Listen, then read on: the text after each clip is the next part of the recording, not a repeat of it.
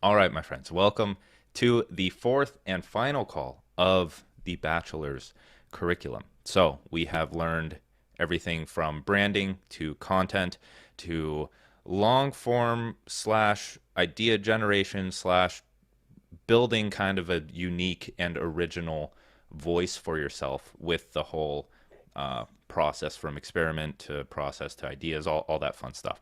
So the first thing that I want to stress, and I'm sure you guys noticed this if you went through the fourth module, I'm very, very big on prioritization. And I'm sure Joey can touch on this in the future, but it's very easy to like want to branch out. I'll just give a little background of like how it went for me. So I was growing on Twitter for a long, long, long time before I truly committed to growing on other platforms. And when I say truly committed, that means that I was like testing here and there. I was posting on Instagram occasionally. I maybe made like one post on LinkedIn over like 2 years. YouTube was inconsistent. Like you can go look at my YouTube history. It's like it was just me like testing the waters here and there. But Twitter always remained a constant because that was my main growth lever. Now, for some of you, I know some people are coming from LinkedIn as their main platform. Some people are coming from Instagram as their main platform. I don't think anyone is coming from YouTube or podcasts as a main platform, but that's the main thing is like focus on where you currently have a lot of leverage. And for most people that are just starting out, that would be Twitter, in my humble opinion, just because of the the flexibility that it gives you in testing ideas and talking about what you want to talk about. Uh, and that's the main thing. If you aren't growing on those platforms, that usually means that the content, or I mean, if you're getting eyes on the content, then it's the content's problem. If you're not getting eyes on the content, then you won't know if the content is good or not. So, um, just reiterating that growth, connecting with people, making sure your content is being seen, and practicing your writing and your message, like in practicing writing an engaging message. So then when you have those ideas validated in a sense, like when you know, okay, this topic always gets better engagement for me. Um, this topic doesn't do very well, so maybe I need to rewrite it and work on writing it in a more engaging way. And then over time, when you start to develop these main talking points that just they get engagement for you, they get growth for you, then that's when it makes sense, or that is going to be firepower for when you branch out to other platforms. So just like I was posting my tweets on Instagram just because that's low hanging fruit. It's easy to screenshot them and post them over there to show you're active and start gaining some followers because they'll kind of transfer over from Twitter or whatever platform you're on. And then LinkedIn is kind of similar. Like LinkedIn and Instagram are good low hanging fruit where you can just copy and paste over or screenshot and paste over your tweets just to show that you're active over there. But when it comes to growth, that in my experience, that has taken a good amount of time to get started on those platforms fast, right? Because you can cross post all day, you can screenshot and whatever, but it's the same thing as Twitter, where if you don't have a network or you aren't in that place where you're growing consistently and you have other, like you have a strategy or a network that can help share your content and get more eyes on it. It's the same thing with Instagram, Twitter, I mean, LinkedIn, YouTube, really everything is that when I started growing fast on Instagram, it's because I had friends from Twitter or I had leverage to be able to reach out to someone on Instagram and be like, "Hey, I have a Twitter audience. Like, let's figure something out here. Do you want help growing on Twitter? Is there anything else I can help you with?" And they're usually more than happy to help and exchange shares or just whatever they can. Like if you have at that point when you're ready to go to another platform and you've already built one on say Twitter, it becomes 10 times easier to lead with value in those situations. So just one example is dedication on Instagram, like at dedication had 800,000 followers, and he actually reached out to me on Twitter when he was just starting out, and he was like, "Hey man, I'm looking to grow my Twitter. I like your stuff. I have this Instagram account that I've grown to this big. Like, would you be interested in working something out?" And so we're like, "Yeah, sure." And we went to Telegram, just because that's where I like sending voice notes. And we talked about it, and he's like, "Yeah, if you retweet me, I'll make a post for you and I'll share stuff to my story." And so it's like, okay, yeah, no wonder. Like, of course I'm going to do that. Where I retweet one of his threads, he gets value from me, and it's kind of like I was getting way more value from him, which was nice, because then I would post one of my best tweets on Instagram. So I know it's going to do very well. I know it's going to bring in a lot of followers because it did on Twitter. And so then when I send that to him to share, uh, it, it just works, right? It's going to pull me in likes and followers from his account because it already did on Twitter. And so that's just one example of having some form of a growth strategy when you start, when it's time to actually take another platform seriously and then start systemizing that growth. Because at the start, I know a lot of people, it's like, okay, I need to systemize this, like writing tweets. I need to get into my own flow with writing threads and tweets. I need to start outlining my newsletter and start writing that. And it's going to take a lot more time at the start until you get into that flow of like, okay, yeah, these ideas are flowing. Uh, Tweets are almost automatic.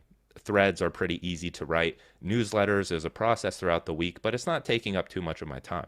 And it's like, okay, now it makes sense to start networking again, start reaching out to people that are on other platforms, start building kind of your network there, and then structure another growth strategy, either with like the engagement group or the mastermind groups that I've talked about in previous modules, or other things like that. And it's the same with LinkedIn. So to kind of wrap all of that up and bring it full circle, uh, Twitter or whatever your main platform is right now, focus on that until it's almost automatic and doesn't take too much time out of your day. That could be 6 months, that could be a year, right? Because we're thinking long term here, and that's just how it all goes. Um, and so that's the main thing. Focus on growth, and then when it's time to go to another platform and you have time to spare, focus on growth there, and then you slowly automate it, systemize it, to the point where you're able to manage all of these things. And it's if you branch out and it's just taking too much time and causing too much overwhelm and it's pulling away from your main platform, so Twitter, then don't hesitate to drop it. Like, just because you started doesn't necessarily mean you need to focus so much time and energy on something that really isn't resulting in anything just yet, right? So you're allowed to, like Instagram, that's been a process of like 4 or 5 years for me. Um, just because I started that before Twitter, didn't know what I was doing, and eventually it worked. So diving in, Joey, do you want to talk about prioritization relating to that um, at all? Because Yeah, we've talked through this. You've coached me on this a lot. yeah, definitely. So prioritization is key. We talked about this a good bit on the call for the mastery program cohort yesterday. So it's infinitely better to go deep on one platform than spread yourself across 10 different platforms. That's not going to do you any good. Because what's going to happen is your growth is going to slow across those platforms and you are going to burn yourself out and you're not going to be getting the results that you want. So, like Dan said, figure out your main platform that you want to post on. And if you have the time and the bandwidth to post on other platforms, great, do it.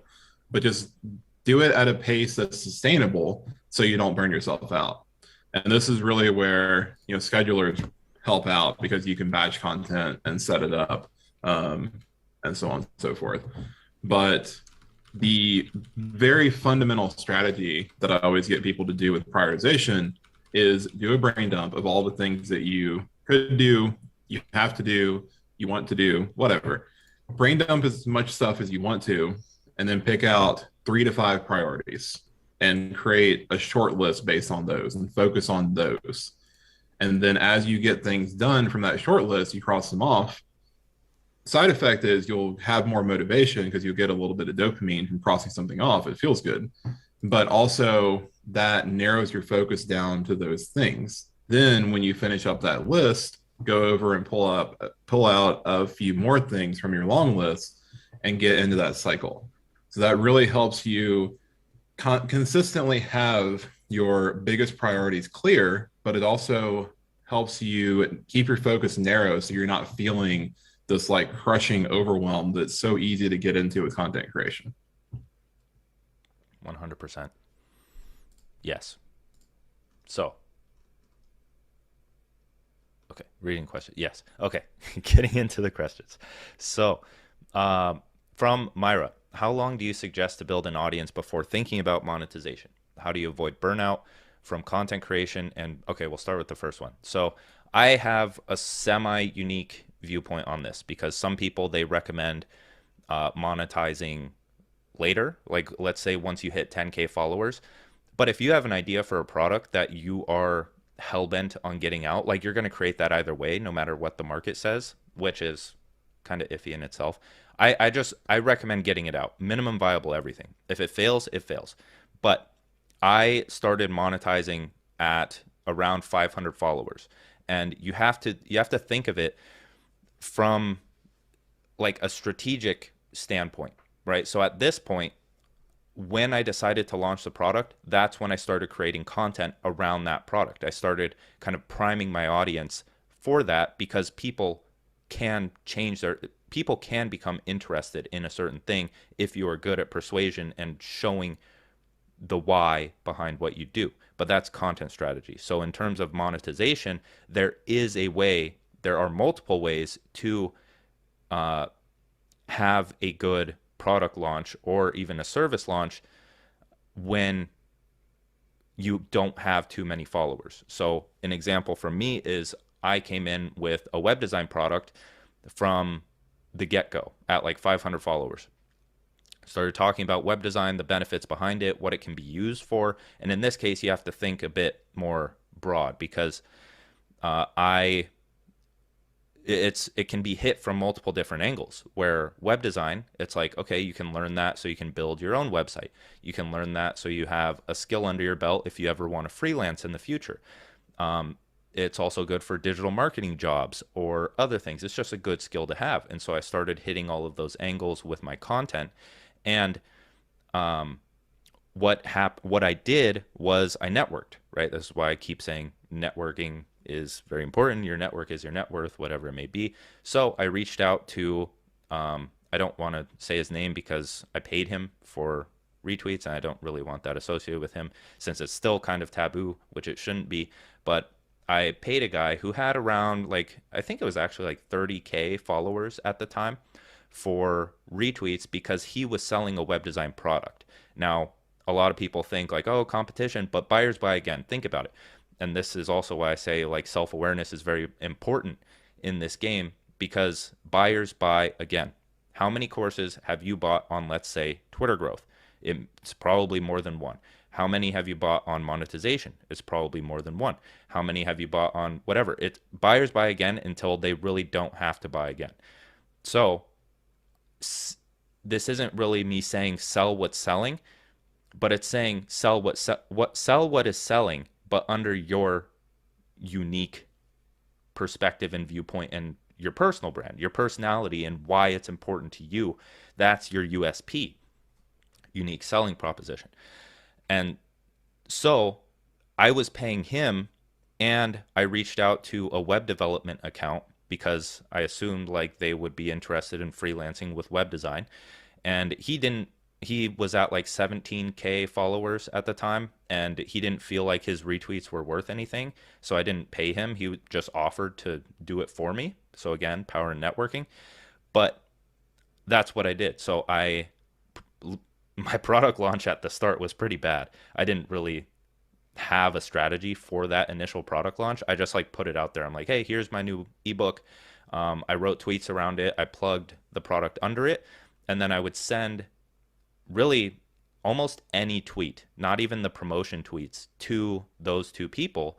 And so they were retweeting my content and I was getting followers, and it didn't matter if they were going straight for the it didn't matter if they were going straight to the promotion and buying because I was getting them as followers. That's the entire point, is you nurture them to the point of buying the product. So if you launch a product, as you are growing in followers, you're also getting more buyers. It's like it's not about the immediate sale. It's about growing your audience, nurturing that audience throughout like entirety for a long time to the point where they're ready to buy your product. So I didn't even worry about sending them the promotions. It was more so their audience is already primed for web design and buying because they both sell products.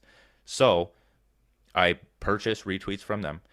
They followed me. Their audiences followed me, some of it, of course. But then, whenever I promoted the product, I knew that I had interested followers ready to buy that, even though I only had 500 to 1,000 followers at the time. And so at this point in time, I was making 3-ish K a month from that. So I was paying maybe 250 to 500 retweets, but I made my investment back. So I could, that's the thing with all of this social media stuff. It's like paying for ads. People pay for ads because they get a return on investment and they're not afraid to put more into it or invest in their business because they have a way to monetize and bring that money back. So that's another thing to keep in mind, is that at the start, yeah, it may be difficult to pay people for retweets and you're going to have to focus more on actually networking and building connections and growing in different ways. But then once you have a product, if you want to pay for social media promotions, then you can. And hopefully you make an ROI because you're promoting your product and you're making sales. And if you aren't making sales, then something in your marketing needs to change. And so that's the main thing. That's a long-winded answer to say that I am a fan of at least trying to monetize early, because if you put off monetization until, let's say, 10K followers, you're going to struggle with like learning about monetization. That's how you learn, is by doing. So you're if your product launch is going to fail at 500 or at 10K, it may fail at 5K or even 500 followers. But at the same time, that's how you iterate. That's how you get better. And you can always make the product better, repackage it, and relaunch it down the road if you want to. And it's so powerful to get that minimum viable product or even just an outline written down, so that like as the you have something to build on top of, no matter whether you launch it or not. I would recommend everyone, if you have the time and the bandwidth, of course, to at least outline a potential product that you want to sell, because then you can start filling it in. And once that final like hit of inspiration happens and you're like, okay, time to go through and fill this out and launch it, then do it. So the second question is, how do you avoid burnout from content creation and being omnipresent? We talked about that a bit. So omnipresent, I'm assuming on like all platforms. It's a matter of prioritization and focusing on the main platform that is going to bring you the most growth, and then branching out, testing, starting to systemize, and having a strategy for going on to that next platform. So from Sahil, how do you generate newsletter ideas for the online business niche? How do you turn that newsletter into multiple tweet or thread ideas? So I thought about this a bit, and the best way to do it is really from your domain of mastery, right? So you have the main interests, and then you have those broken down into topics. And now each one of those topics is either a newsletter idea in itself, or it can spark an idea for the newsletter. So think about it from the aspect of like, what does my audience need to know in order to be on the same wavelength as me? Like, what is going, and don't think of it as only in terms of one newsletter, because these add up, right? They're kind of cumulative. So think, how can I teach what I know? Like, what are the topics that everyone needs to know around online business in order to get up to speed with what I'm trying to sell potentially in the future, right? So for online business, it could be something as basic as, what is a funnel, right? And you can't, that's the thing with all this content idea generation, is like you can't assume that your audience knows something. Like you have to kind of become the education system for your audience in order to get up to speed with online business per se. So you could have a newsletter on like the basics of a funnel. You could have a newsletter on like, from that, each part of the funnel, right? So you could have a newsletter on top of funnel social media growth. Then you could have middle of a funnel email nurturing, and then bottom of the funnel high ticket sales. And then from there, it's like, okay, how do you build out a high ticket offer? How do you write a newsletter? How do you write a good tweet, right? And so you start to have all of these, like, kind of like a web of newsletter ideas that start to form like just good education for your audience in order to educate them to the point of buying your products. It's like you're creating your own customers at this point. Um, and that's also why I kind of recommend broadening your brand to the point of attracting that basic beginner level audience as well, because not only will you grow faster because it's more relevant and broad, but that's only that sparks the need for that basic content. So the introduction to funnels, the introduction to monetization, the introduction to let's say just offers in general, like what is a product, what is a service, how do you create them the best, maybe go over marketing strategies, and different aspects of those marketing strategies. And then I know that you mentioned the validated ideas in the actual question. So in terms of like making sure it does well, that's a matter of the headline, right? So you, let's say you make a newsletter on funnels, basics of funnels, right? But then you go through and you start to think, okay, what's the most compelling and attention grabbing headline that I can create out of this? Because it may, this is where it becomes kind of variable and it takes some creativity, where instead of the headline being how to start an online business, it could be the three, let's say there's like 3 points in the newsletter. It could be like the three, uh, the three reasons your online business is failing. You know, something like that, where it's a bit more unique. It hits all the points. It hits a pain point. It has like a number in it, so it's more attention grabbing. So things like that. And it's similar with threads, where like you can have the entire thread, but the headline comes last, and it kind of pulls from the main compelling points of the thread itself, right? And so I had one more thing with that. Oh, okay, yeah. So in terms, you also asked how do you turn that into tweet or thread ideas.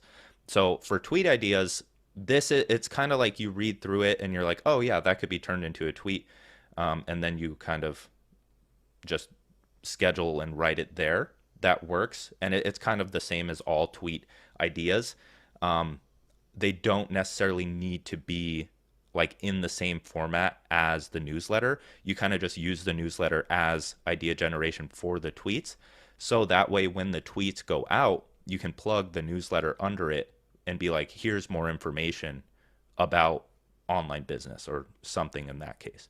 And then in terms of threads, I would say that the simplest way to do this so you don't get overwhelmed is take the main ideas from you would create a new outline for a thread from the newsletter, and then have the key points. So let's say it's the 3 reasons you're failing at online business. Then you'd have those 3 points, and you'd pretty much just write a thread that you know would do well on Twitter, because newsletters are long. They're kind of drawn out. They're not very structured. So you're kind of taking the main points, the outline of the newsletter, and you're writing a thread more condensed from those ideas. And then if you wanted to link the newsletter at the end of that as well, perfect. If you wanted to link a lead magnet or something else, even better. And it's the same thing with that. So the headline or the hook for the thread could be completely different from your actual newsletter headline, right? Because then at that point, you're taking the body of the thread, the big ideas or the main points from the thread, and then creating a compelling hook that would do well on Twitter from that. So I hope that answers that question. Nice. I saw a thumbs up. All right. So from Oscar, what would the minimum or maximum tweets per day or per week that you would dedicate to a single topic, and how often would you talk about it in short form content? I know you kind of answered in the chat, but I'm a bit confused as to the process of taking a topic and researching it with the end purpose of creating long form content later on an article, blog post, newsletter, and how the short content tweets support it or start building up momentum for the final content. So this this may be something that you can take and try to systemize for yourself, right? And like finding that perfect balance of like, okay, I write these tweets on this day. I write specific tweets that will promote my newsletter on this day. But as a whole, like I don't do that. So I can't really give you like the set way. I more so uh, really schedule what's ever on my mind. Like I'll go on walks and an idea will come to my head and then I'll write it in the queue of the command center and then I'll come back and I know that that was a tweet idea, so I'll turn it into a tweet right there. Or I'll sit down and maybe have a burst of inspiration, a bunch of tweet ideas coming to my head. I'll write them down, I'll schedule them, but there's no set topic for each, right? It's more so I'm interested in consuming this certain aspect of my domain of mastery, one of those interests. I'm reading that book, ideas are coming to mind. I'm tweeting about those, not even necessarily the topic, but just ideas that come to mind relating to what I'm reading. And that could be anything. It really could be business. If you're reading about, like if I'm reading Mastery by Robert Greene and it talks about uh, like how mastery is, it comes down to technical knowledge and social know-how, then I can spin that in relation to business, right? What if I have a business idea uh, pertaining to mastery? Or I could speak about it from a self-improvement angle when like like just technical know-how of mastering a skill and the social know-how of how that skill applies to the job market or entrepreneurship or other things, right? And so I do that because when it's not like I'm promoting the same newsletter the entire week. I'm promoting multiple newsletters. I'm pulling from like once you write enough newsletters and have hit some topics almost every time with your newsletter, then you can link that almost under almost every day under any random tweet because that's what you talk about. So let's and sometimes you can just transition, right? If you want to promote the newsletter but you wrote a tweet, you want to promote a business newsletter but you wrote a tweet on self-improvement, you can still be like, you can still transition and be like, also if you like improving yourself, you'll like building a business, here's an article, right? It's just about the transition at that point and kind of being clever, or not clever, but creative with how you're actually going to plug that newsletter once a day or the lead magnet once a day. And if it happens to line up where it's like, oh, these are like this topic is perfect. I'm talking about online business here. Here's an online business article. It just works perfectly. But when that doesn't happen, for me at least, because all my tweets are kind of random, just ideas, then I opt for the transition and just being like, if you like this, you'll probably also like this because XYZ. Here's an article to read more about it, right? And you do that over enough time, like you think of it over a month time span, you're promoting a newsletter every single day. It doesn't really matter at that point, like what kind of content you wrote on what day. And so I see you raising your hand. We'll get through the questions in the Discord and the chat, and then we'll open the floor up at the end. But you don't have to take your hand down. I was just letting you know.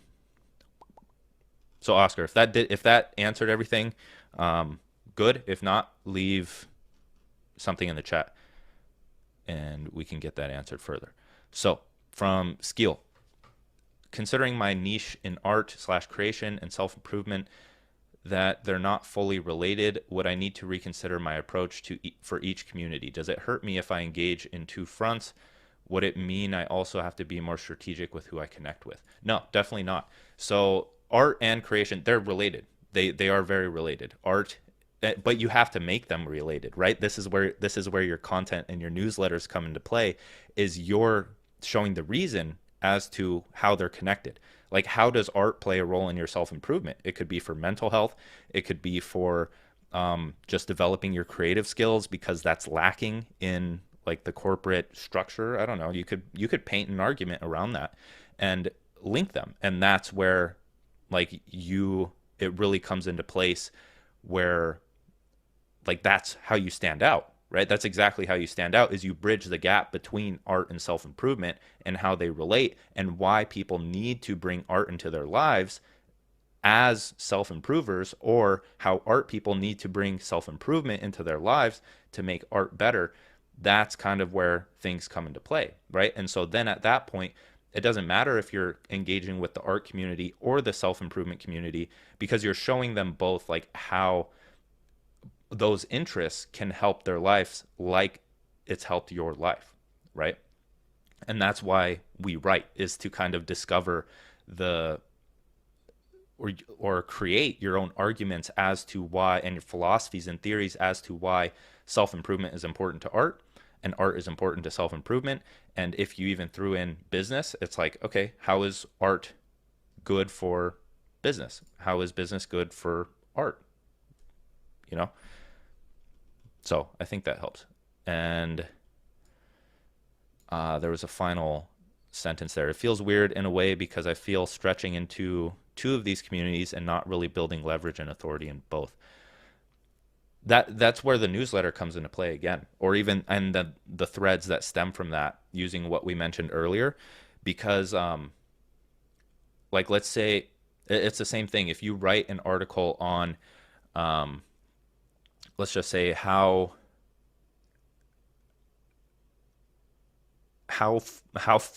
Illustrator, how learning Illustrator can improve your value, right? That's a You could work on that headline, but that's the thing, is like when you go into Illustrator and you start talking about these art concepts, and then eventually dive into like how they actually improve your value, and how like Illustrator and learning art and or the principles of art per se would help increase that value. So I hope that makes sense, because it's not a necessarily building leverage in both. It's building leverage for your brand with this somewhat unique category of combining the two. And that's it's you. You are the leverage. You're building leverage for yourself, not necessarily your interests, right? Because you and other people are composed of their interests, and some people in art can adopt self improvement as an interest, and vice versa. All right, from Blum or Bloom, do you think it's possible to create two Twitter accounts synchronously? The idea of creating two accounts, one for my actual identity and one for the anonymous, because now I'm building the anonymous account and see it's difficult to transfer value slash build leverage from real life connections to the anonymous, or back to my real life identity in the future, as I couldn't talk or connect the new people or meet them in real life using anonymous. So it's it's definitely possible, but at this point, it's really like up to you to manage both of those, because there will come times where it's overwhelming, or just ideas aren't flowing, or it's just very difficult to manage both of them. So it's up to you. It's 100% possible, and I've seen it done many many times. Um, but at the same time, it's a matter of how, like, are they both growing?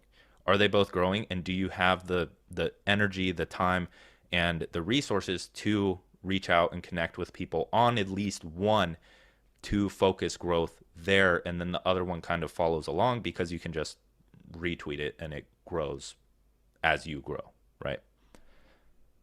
So let's see if we got. Okay, we have another question. How do you identify those accounts that might have a ton of followers but they are all fake, bots, bot, etc. I ask this as I see a ton of accounts with a few thousand followers selling RTs that are basically just a waste of money as they get little to no engagement whatsoever. Or reframing the question, how do you identify the accounts that are worth buying RTs from? So most of them are worth buying from, but you just have to see if they're actually getting engagement, right? If they're getting engagement, it's kind of, I feel like that would be costing them a lot of money to consistently be buying engagement. And I don't know. That's the metric I would go off of. I really haven't had any problems with like buying from certain people. Um, but that's the main thing is like, are they getting engagement? And are the retweets that they are retweeting getting engagement? Aside from that, I would I would try. It's going to be more expensive from personal brands because they have more authority. They have more authority. They have a more dedicated audience, just in general. And then anonymous accounts, they're usually, this is again, it's variable here, but they're usually not posting um, things aside from like the feel good tweets that doesn't necessarily result in sales. You can gain a lot of followers by writing a basic tweet and then having them retweet it, the anonymous like kind of generic accounts, but then it doesn't really matter at that point because you're still educating them with your newsletters and your content to the point of buying your products. It's just going to be further down the line, like as they go through that nurturing process. So it's a difference between like a hot and a cold audience. So if you buy retweets, let's say I sell the web design product and I buy from someone who's selling a web design product, then it's probably going to be more expensive because they know the value of their retweets because they are selling something. And so, but at the same time, I'm getting a hot audience that will almost buy right then and there and possibly just need a little push over the edge. But then, in terms of the like other way around, if you buy from someone who's just, they're tweeting generic stuff all the time, it's going to take more time for that audience to warm up to actually buying your product. So it's going to be more of a like 1, 2, 3 month thing and nurturing via newsletters and threads and everything else. Or if you buy from and get like a hot audience, it could be like 1 to 2 weeks before they buy your product and see it and are aware of it and are ready to buy. So in general of who to buy from, I would, if I were to give like hard guidelines, it would be, let's say, from 20 to 60K followers. 20 to 60K followers because they're probably usually selling within 250 to 500 for a pack of 30. And then you may be able to get one off or two off retweets for like $15 to $25 if you have like a huge thread going out and you want to get eyes on it or growth. The that's the main thing. 20 to 60,000 followers, preferably from a personal brand, not anonymous brand, that is talking about something that is somewhat related to what you talk about. Does not have to be exact because let's say you talk about self-improvement, person you want to buy from talks about health, those are still very connected. Or if you are only talking about business, but you want to reach out to someone with a health account, it's the same thing. Like people that are health conscious and want to improve their lives are also going to want to improve their finances. So it just makes sense. And you just need to nurture them to that point and give a compelling argument as to why business is important to them through your content. All right. And then Samantha. So I used to have a very high engagement of 500K reach for January, but then I had to pull back and work on some other projects. I lost my momentum. Now that I'm working hard on Twitter again, my reach is very low compared, and the engagement is 1 to 2 or half to a quarter. My content is better than it was before. Any hacks to supercharge increasing my engagement rate? So we actually helped Joey with this at some point. So Joey can help out with this. But the main thing is just like consistency, like showing that you're on the timeline again. So of course, being consistent, that's a given. And that's probably what you're already doing. So it may just take some time to get that back up. The other thing is being a tad more active, so engaging with people again, showing you're active again, and then it's really just getting back into the process and trusting that your engagement will go back up. Because I don't think there's really any hack aside from there's like a strategy where you could say like, hey, I took a few weeks off of Twitter, had some projects to build out. It was a fun time, but now I'm back. Please, like, let me know that you can still see my content by liking this tweet. Something like that, you know? And then what you could do with that tweet as well is send it to your network to have them engage with it as well, just to show, like, to get it in front of more people, and people can think like, oh, okay, they're more active now. And talking about that, so this is kind of a tangent, but for mastermind groups or really any group or even network, like if you don't necessarily have to reach out for retweets every single time. You could reach out to someone with a bigger audience, and let's say, and you could just be like, hey, I wrote this thread is important to me. Would you mind engaging with it? And instead of saying like, hey, would you retweet this? Because just leaving a comment is much lower friction. It's much less of an ask. And that still gets a lot of impressions um, on your threads or tweets or content in general. Okay, cool. So we got through all the Discord questions. I saw someone that I wanted to object to in the chat. Okay. Problem though is now everyone with a few thousand followers, whether they bought them or earned them, wants to charge for RTs. Yeah, that's usually. I have no objection against that. That's usually the case, um, and that's kind of why I put the guidelines of like 20 to 60K followers, because they don't have much leverage to charge like an insane amount, because the demand may not be that high. But at the same time, that's still 20 to 60,000 people. That's a lot of people. Like I don't think throughout my journey, I don't think I ever paid someone for retweets that was over 50,000 followers, right? Because like at my point, I have, just being honest here, like I have people reaching out all the time. Like I've had to cut most of them off as a whole, because it's like I either charge $4,000 or I charge nothing, because it just doesn't make sense. And so when you reach out to the larger accounts, like they're going to have insane prices just because so many people are reaching out to them. But if you reach out to the 20 or 60, it's going to, one, be much more cost effective for you. Two, if you have a product, you should make that money back if your marketing's on point. And if not, 10 times more what you paid for the retweets. And uh, last thing, I forgot. Yeah, I would just reach out to people that are smaller. Like even at the start, I think one person, like even an account with 10K followers, like it may make their day if you offer to pay them for retweets. Just throw out a price like, I'll pay 150 bucks for 30, and they'll be like, oh, okay, because 10K is still a lot of people. But again, make sure that you're gauging their engagement.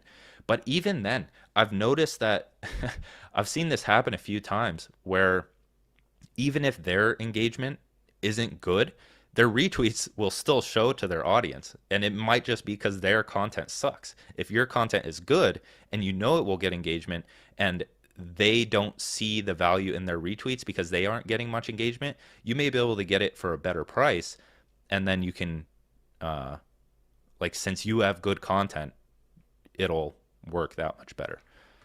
I've had that happen before, so I know it's a thing. Okay. Going down. Joey, did you see any questions that stood out? Did you get Oscar's follow-up question? No. Okay, follow up. So basically, you have no process or system in place for the individual tweets, correct? Yes.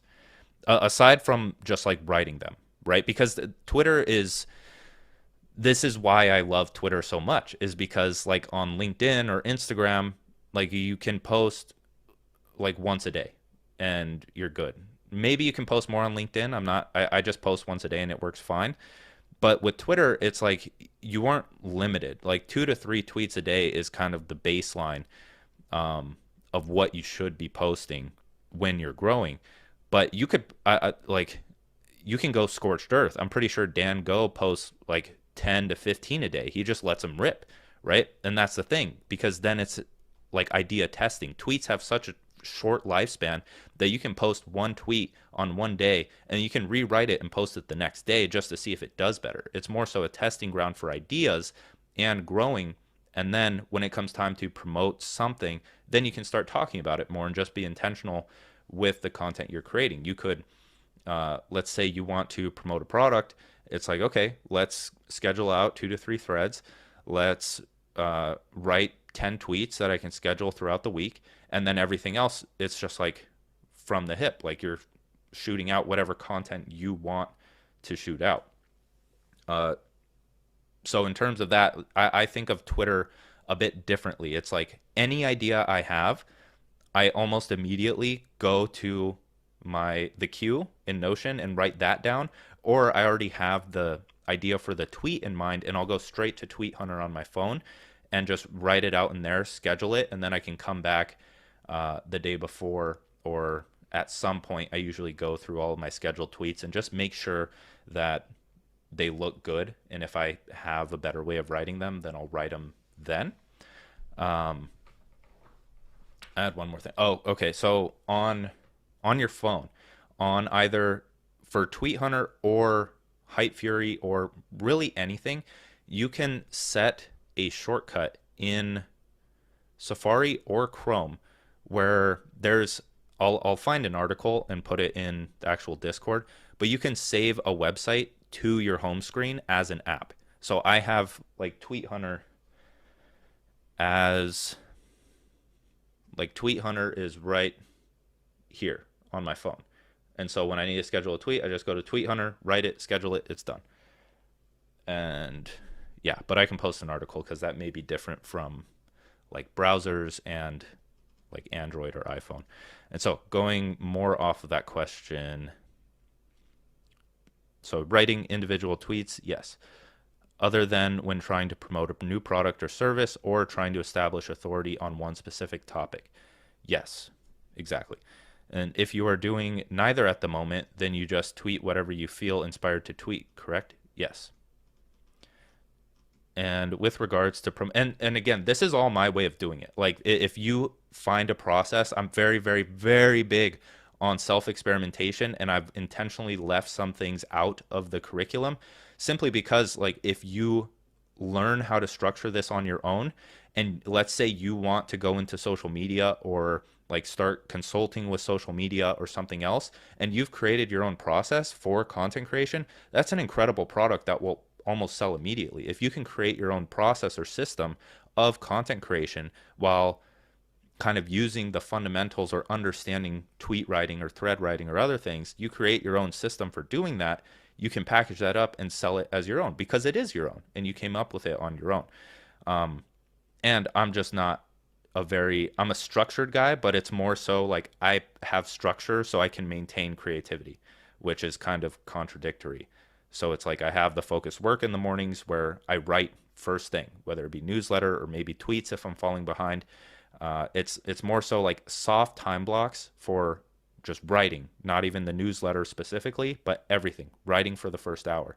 And then after that, it's like just engaging or maintaining on social media. It's a very like broad time block where I have my priority tasks for the week that I know I need to get done, and I get them done within that time. And with regards to promoting the newsletter or a certain blog post under certain individual tweets, for those of us who do not have a newsletter yet, that is kind of at the beginning of a validation cycle, right? In terms of, since we're not writing long form content yet, the tweets we write could be used as well for validating what our current audience is resonating with the most. And thus we can make those and focus our first few newsletters and articles on those that got the highest engagement. Absolutely. Yes. I would recommend that. So to just put it into like a cohesive piece of advice is put out content relating to your main topics, and then the angles or the tweets that do the best, that would work perfectly as, let's say, a headline for a newsletter or just the topic of a newsletter, and then you can start to develop the actual depth of the newsletter with like the process that's in the command center or the outline itself. And you could like put that as the topic idea, and then throughout the week you could start writing more about that, talking about the problems, the benefits, the personal experiences you've had, and then of course start to piece that together into a newsletter. So yes, I would recommend using your good tweets. I would,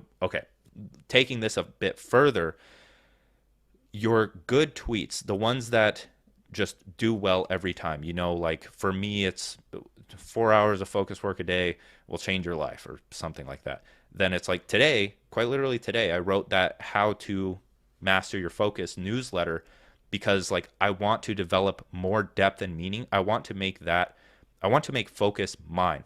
And that's what I'm doing with the book as well. But I'm bringing a very unique angle to focus so people attribute pretty much anything they see about focus to me, but in like a spiritual sense. Because I think of it beyond just deep focused work, because I've read a bunch of books and like consumed a lot of information around focus. That I know that it's much more than that. It's more than just being able to narrowly focus in on something. I'm building out the depth and giving more context behind focus as a whole, so that my audience I've changed people's minds on focus, and they attribute that to my content. All right. And then verification. So is this correct? You said 20 to 60K followers, 200 to 250 per 30 retweets, 15 to 25 for a single retweet is usually what they would be selling their RTs at. Yes, more or less, that's generally what it should be. And you can feel free to negotiate as well. Like you could hop in their DMs and be like, hey, I'm looking to grow. Wondered if you were able to help. Can we talk about this on Telegram? And then from there, you can put out your price. You could just be like, hey, would you take for 30 retweets, I'll pay you 250. How does that sound? Like you put out the offer first, so they can't give you their extremely high price, but they can negotiate from there. So that's a yes. All right. Ever heard of anyone trade? Like I gave an hour of consulting in exchange for RTs. 100%. Yes. I've done this. I haven't done it specifically with consulting. I may have in the past, but 100%. Like you can use whatever resources you have. And this is why I'm so big on the leverage aspect of things, is because if you grow a compelling brand and then it's time to go on Instagram and you reach out to someone who's fairly similar, you can be like, hey, I don't know if you have any interest in Twitter, but I have an audience over there, would love to connect and just help each other out. And then the connection can go from there, and then you could leverage Instagram. Or, I mean, it's pretty much the same as how Justin Welsh is helping me with LinkedIn, where like one, we had the podcast. I went over this story in the actual module, but it's like I have something of value to give. Like if I had 1,000 followers, I couldn't reach out to him on LinkedIn and be like, hey, I'll help you on Twitter if you help me on LinkedIn, and vice versa. So an audience is leverage. There's like social capital or social leverage. There's informational leverage. So the information that you have that they could use. So let's say you're a marketing consultant and you notice someone who has a big audience, but their products probably aren't selling. They probably don't have a funnel or anything related to selling their coaching services. You could reach out and just be like, hey, I'll help you with this in exchange for retweets, and we'll be good to go. Because that's the other thing, is you have to realize that retweets don't have a set value. It's really dependent on like what you can give them. And in most cases, like people assume that's just money, but in actuality, it could be like your course, or it could be a one-on-one call where you help them out with what your expertise is, et cetera, et cetera. And yeah, just responding to you, Oscar, like I feel weird saying it because I feel like everyone, it's like I want a system for this. I like want to be able to do this streamlined, but my brain kind of works that way. But at the same time, it's like when it's time to, when I run out of tweets, all right, I got to schedule tweets, and then I schedule them in the morning, or they usually just come to me, and like I'll schedule them throughout the day as I'm reading or collecting like quotes or whatever it may be. So there was one more in the Discord. How do you filter content that you bring to LinkedIn? How do you filter content that you bring to LinkedIn from Twitter or the newsletter? It seems to be very different audience compared to Twitter. That will I've noticed different. I think it's that may just be in your head where like the audience is definitely different. But that's how do I put this? Like I was afraid of posting self-improvement stuff on LinkedIn at the very beginning. Like I just mainly posted my business posts, but then I talked with Tim Denning, who is huge on LinkedIn, and that's all he posts is self-improvement stuff. So it's a matter of it's really the same thing. You're just changing the hook, or if you know your audience is a tad different, then you're just re-angling it or adding in like a few words that would make it more applicable to that audience itself. Because as a whole, you're building a cohesive brand, and you want your content strategy to be as cohesive as possible without too much like because you're building one collective audience. You're not building multiple separate audiences. So as much um, interconnection of that content and audience that you can have, I would have that. And so just one challenge for you is possibly just take a day and post on LinkedIn one of the tweets or pieces of content that you think wouldn't do well, right? Just allow it to not do well and see if it does do well, or see if people are actually interested in that. So to fully answer it, I don't have like a set process for filtering that. All right. You can add Tweet Hunter. Oh, yeah. By the way, I put a link, like you were talking about how to add a shortcut on your phone to a website. It has both Android and iOS in the cohort chat. Beautiful. Okay. Do you notice any other questions? No, I haven't seen any. Okay. Cool. So we had a hand up earlier. If you want to go ahead, and then Humera. So I don't know if it's the same. All right, Samantha, you're up. All right, so I was just wondering if you could help me with some strategy ideas. So I have quite a few Twitter accounts that follow me that are like massive with very low follow backs. So that's a credibility, I guess.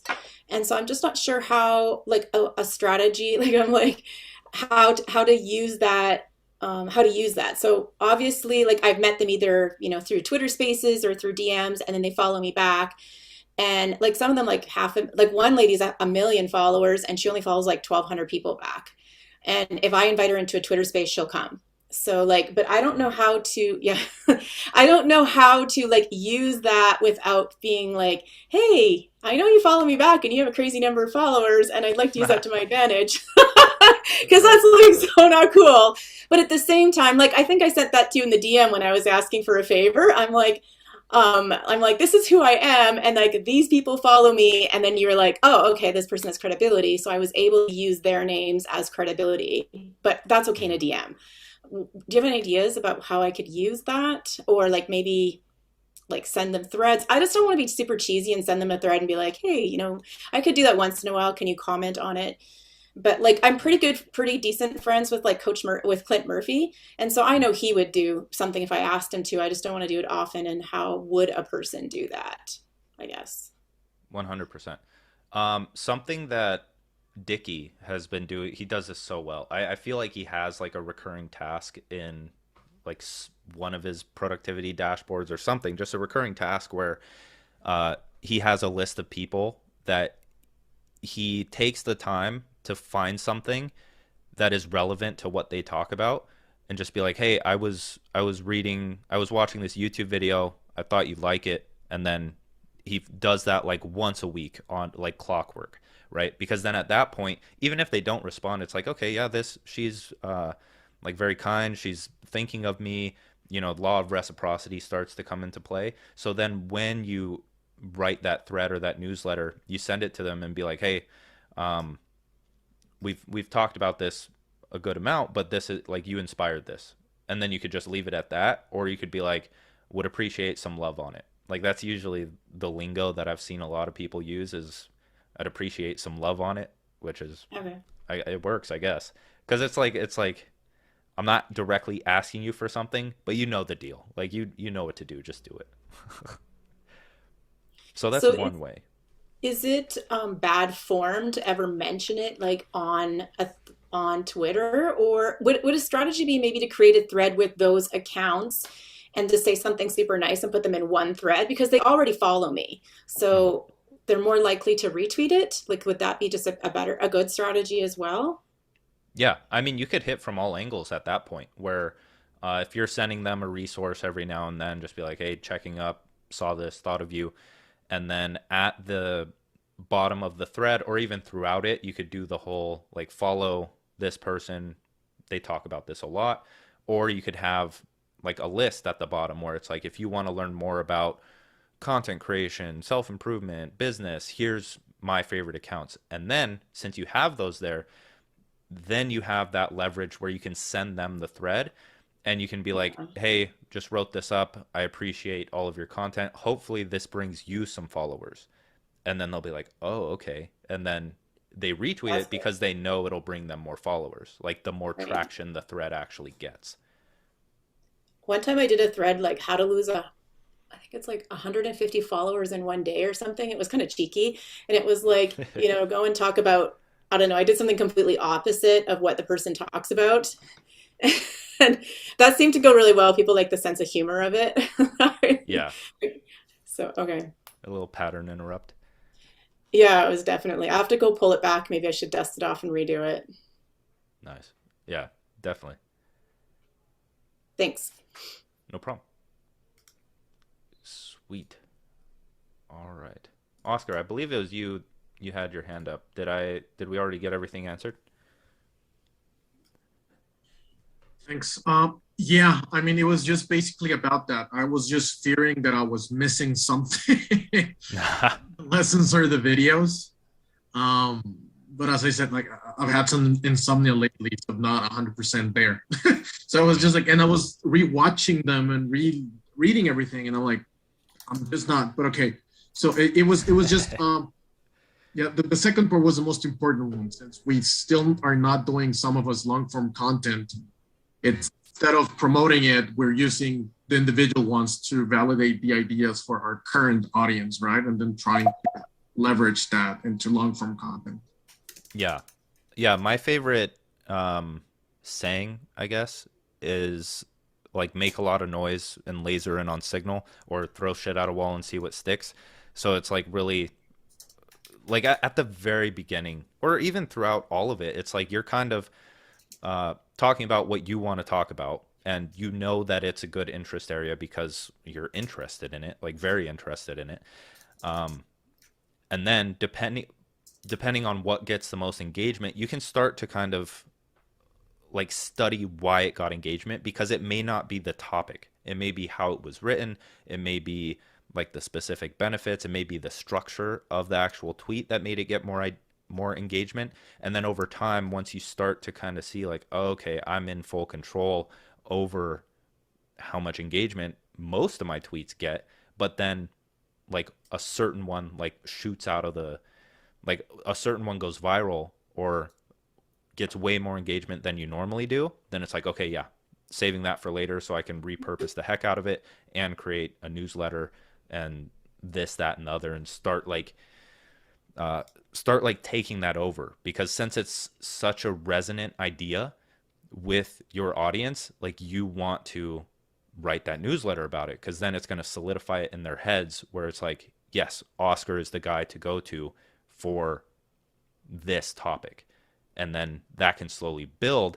And that's not like a singular thing either. It can be many things over the course of a good period of time, right? I've had people, a good way, people don't really do this anymore, but like when the follow lists were a thing, where it's like follow these 10 accounts to level up your life. And then they would put like business, this account, mindset, this account, and then content, this account, and et cetera, et cetera.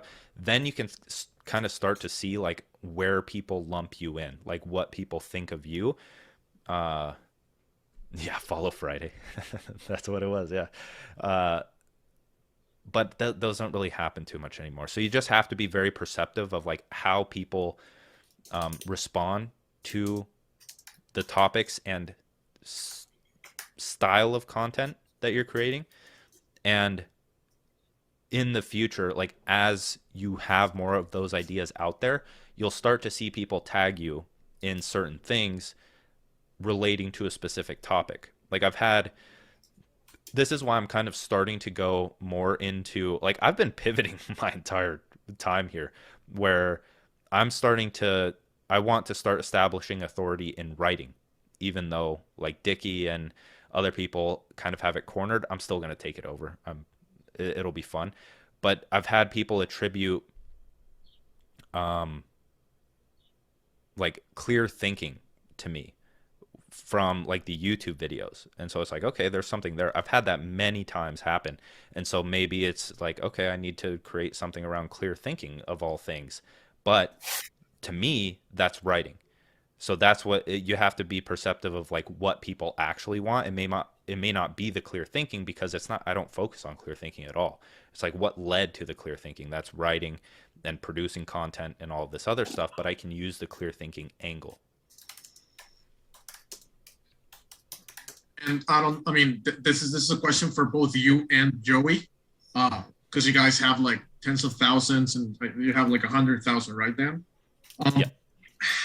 Have you seen any patterns in terms of the scheduling of the tweets? I asked in regards to when I first started, I didn't know anything. I was writing one tweet, let's say at 9 a.m. Eastern, 1 at 10, and 1 at 11. So it's like one each hour. And then those three just retweeted them like every single hour, right? So the first one would be between 3 hours, etc. Then I heard, I don't remember if it was Out of Purpose or Save Your Sons or someone said that it's better if you schedule one and then another one 6 hours afterwards, because that way your new tweet does not get in the way of the momentum that the first tweet or the previous tweet is getting. So I was just wondering if any of you guys have seen any patterns in terms of that, because right now, like I don't know whether to do that or do 8 hours or do one each 8 hours or something. Yeah. So this is another thing, like everyone, this is why I put the quote at the very beginning of the cohort, where it's the Emerson quote, where it's like, to methods there are a million, to principles there are few, right? So like AOP and Save Your Sons, they have their methods, I have mine. So in terms of my methods and what I've noticed, I've always noticed that tweets always do better for me at the beginning of the day. Like no matter if they get pushed down from subsequent tweets, it's still going to get more engagement than it would later in the day. So my thing there is I schedule around 4:22, 6:10, and 7:38 a.m. and then those retweet every 6 hours. So it's like I have 2 hours between the tweets, and so that means I'll have another 2 hours until the first one retweets, and then another 2 hours until the next one retweets, and another 2 hours. And I do that twice. So they're just constantly, it's like a constant 2 hour after 2 hour cycle of one of my tweets getting pushed to the top of the timeline. And then another thing to consider there, if you're posting, I wouldn't necessarily post on the dot at like 7, 8, 9, 11, whatever it may be. Push it like closer to the middle, like from just using a like 6:15 to 6:30, or 6:30 to 6:45. Like within that range has always seemed to do well for me, because since everyone is using schedulers, the default is 11, right? So if everyone's tweet goes out at 11, then it's like a big, and it depends on like the audience, of course. But like the more you can be away from that, the more you kind of stand alone and but hopefully boost impressions. You never really know, but you know what I mean. Yeah, I've seen that. I get a big surge of tweets at like 9 a.m., 10 a.m. Like my phone is Yeah, down for yeah. like an hour, and then at every time on the hour, just like a bunch of them. Yeah. It's kind of funny, but yeah, I don't know. That's another reason is like if people notice that pattern, like I don't really want to be in that pattern, you know. Cool. Awesome. Okay. Thanks a lot. No problem, man. All right, Sahil, what's up, man? If you're here. Sorry, joining from my phone, so I had to switch windows. But No problem. you mentioned something in our chat that said something like, if you can market a future product from low level of awareness to high with your content and emails, then you'll be fine. Could you sort of elaborate on what that means, what that looks like in sort of day-to-day, tweeting and all that stuff? Yeah. So it wouldn't necessarily be day to day. The way that I think about it is more strategic. Like if I'm planning a product launch or a big promotion, so let's say like a Black Friday sale, just as an easy example, then for a rough, again, I don't have too much of a schedule for this, but I would say 3 weeks before. 3 weeks before, I'll start writing multiple threads. So let's say 3 threads just to keep it easy for the week. And those are mostly going to be beginner level threads that have the potential to do very well. So one example would be like how to start an online business, how to write a newsletter, how to, and even further back from that, like lower level of awareness is like 7 reasons you need to start writing. Of course, we could make that headline better, but you get the gist. Mhm. And like you could do an intro if you plan on launching like the no code cohort, then Mhm. 3 weeks before you write a thread on like what no code is, right? That's a very low level of awareness. Like they don't even know what it is, but you, in that Right. case, you have to make it so it's relevant to them. So mentioning no code may not even be the case in the headline. It may be um, you could do the whole angle of uh, to get previous jobs, you would need to study for 6 months to get to learn to code. Now, all of it's done for you. You just need to learn the tech. And you can, of course, Mhm. like that's a bad Right, right. headline. Yeah. But then that's the angle you could take and to introduce people to no code. And then Mhm. later, like a second thread for the next week leading up to the launch would be um, here are the 10 no code tools you need to know to um, increase your value in the job market, Mhm. something like that. And then after that, you could dive into one, like you could do kind of like a Notion masterclass at that point. And Mhm. another great way to do this is to quite literally turn certain aspects of the product that you're building into threads. So one that did really well for me when I was building this out was pretty much a rundown of the basics of module 3, where it's like, here's how I create content. I start with idea generation and I develop those more using this template. And then I start to flesh it out. I go on walks, I structure it throughout the week. And that was pretty much it. But at the same time, I'm not giving away nearly anything that's in the cohort. It's more so like, here's what I do and here's why I do it.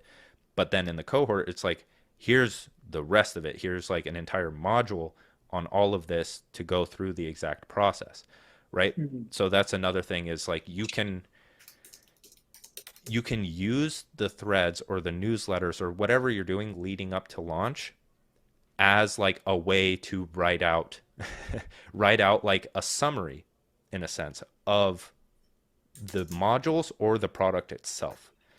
So that's a good way to do it.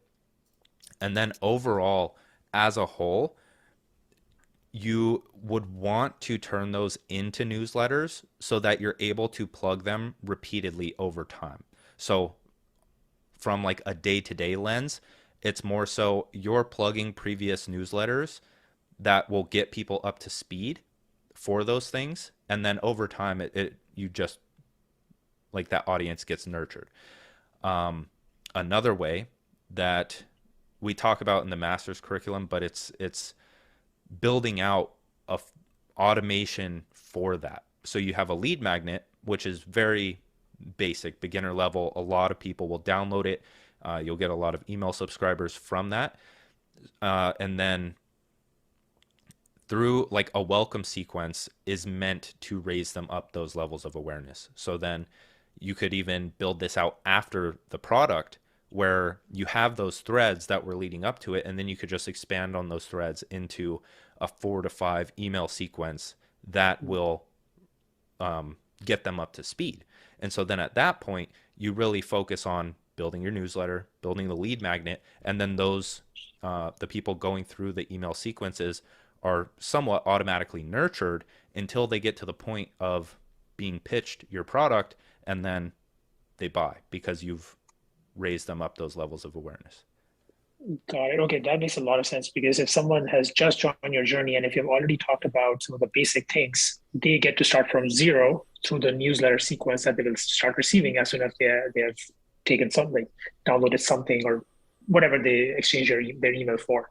So you can start them from scratch, lead them up to eventually then pitching the product in a 7-day or whatever, how long the sequence is. That makes a lot of sense. And in terms of, so for the newsletter, that makes a lot of sense. But in terms of your just online audience, is it okay to go, like if you've already talked about advanced things, then you sort of going back? I guess it doesn't matter, right? Because people forget what you've posted in the past. Yeah, exactly. Yeah. Okay, So cool. it doesn't matter too much if you're going more advanced, less advanced. Of course, engagement will be impacted there, but there's a reason you're talking about the advanced stuff. It's more so like it's authority mainly, like it leans more in the authority direction. But as a whole, those ones get less engagement, but that's not a bad thing. That's nurturing your audience, and it has a different purpose aside from growth. Mm-hmm. Got it. Cool. Thank you.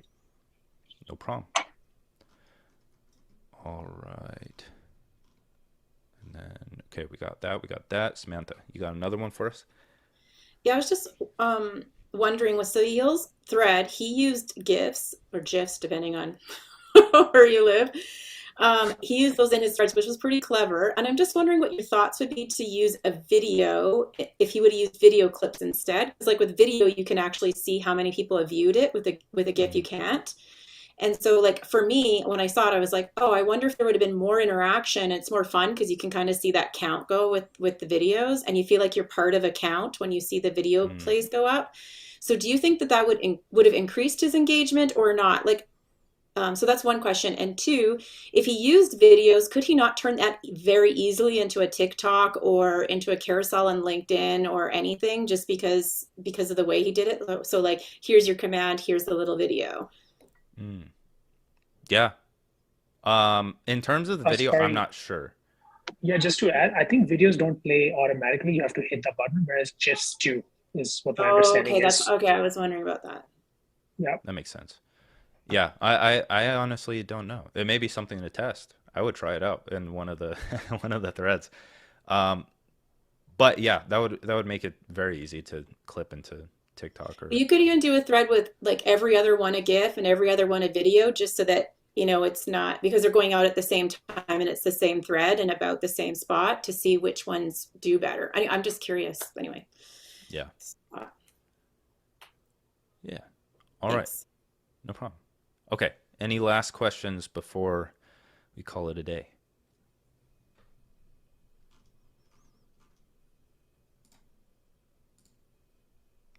All right. Sounds good. Okay. So if you do have questions, feel free to, of course, always pop them in the Discord. and we can get those answered.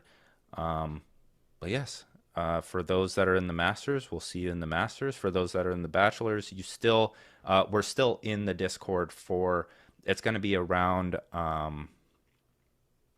40 more days, because total it was 60 days in the bachelor's Discord. But we're taking, so for those in the masters, we are taking a week hiatus or intermission, because we're adding a bit something to it. I want to build out a project and have like a tangible example of applying all of the teachings in there. So I'm just giving a week space so we have time to get all of that planned and in there. But yeah, that's it. Joey, any last words? No, can't think of anything. Cool. All right, I'm gonna stop.